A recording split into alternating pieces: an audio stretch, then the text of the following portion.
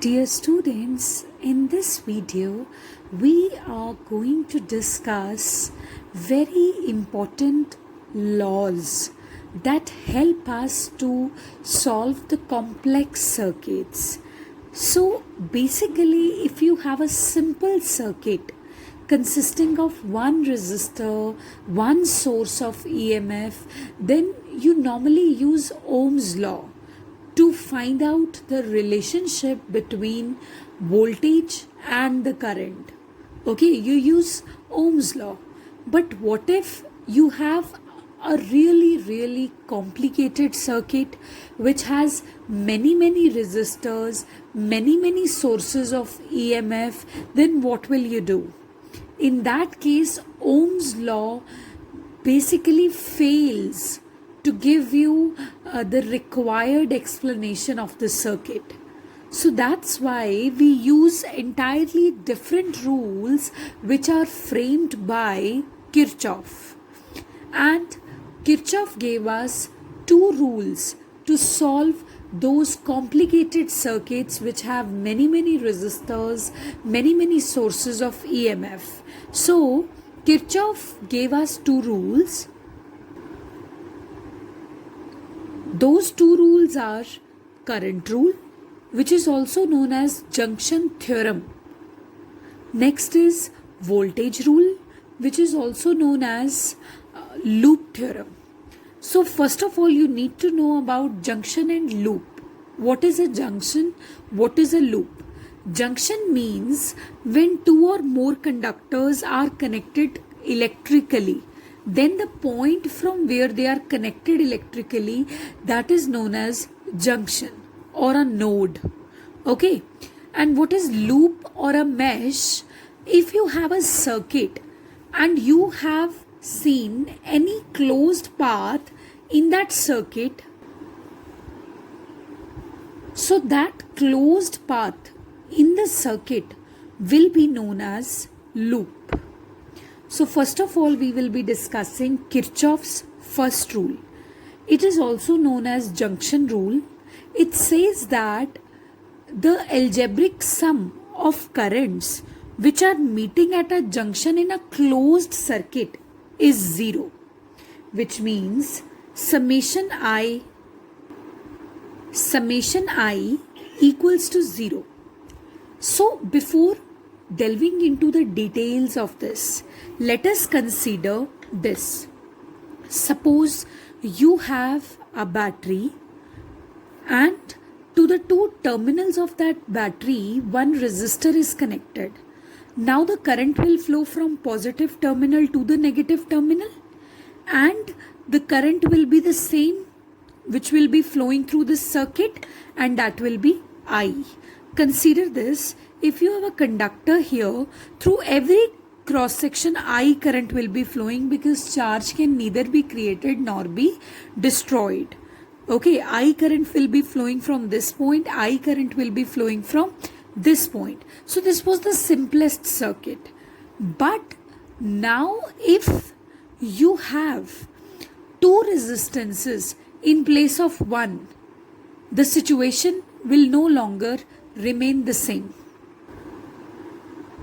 Let us have a look how. Okay, you have a battery here and this resistance can be drawn like this, and you have one more resistance, which means you have enhanced the circuit this way. Now current which will be flowing through each part of the circuit will change. And how it will change? You can see that if I1 current is flowing, it will dissociate itself into I2 and I3, right? And we know that this I1 only has dissociated itself into I2 and I3. So this will become I1 equals to I2 plus I3. This is only Kirchhoff's first law. And this is based upon charge can neither be created nor be destroyed. Okay, it just flows and it's always conserved. You need to remember this. And to apply Kirchhoff's law, you should remember sign conventions. But before that, let me tell you that this is junction. Here you can see 2 or 3 lines are meeting. This is a junction. Here only the current I1 has dissociated itself. So it's a junction rule.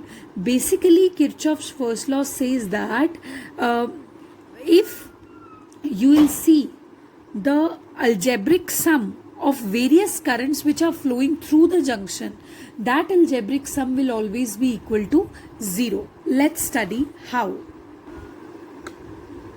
Now, there are two conventions. Convention number 1 is, sign convention number 1, if the current is flowing out of the junction, like if this is the junction point and you have various currents which are either moving towards the junction or they are leaving the junction.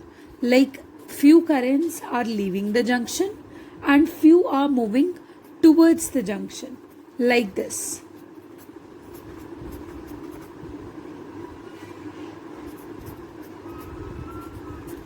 Like this. It's a junction point. So remember that the currents which are moving towards the junction are taken as positive and the currents which are leaving the junction are taken as negative. So starting from I1 is leaving the junction, it will be minus I1. I2 is coming towards it, it will be plus I2. And this will be minus I3. And this will be plus I4.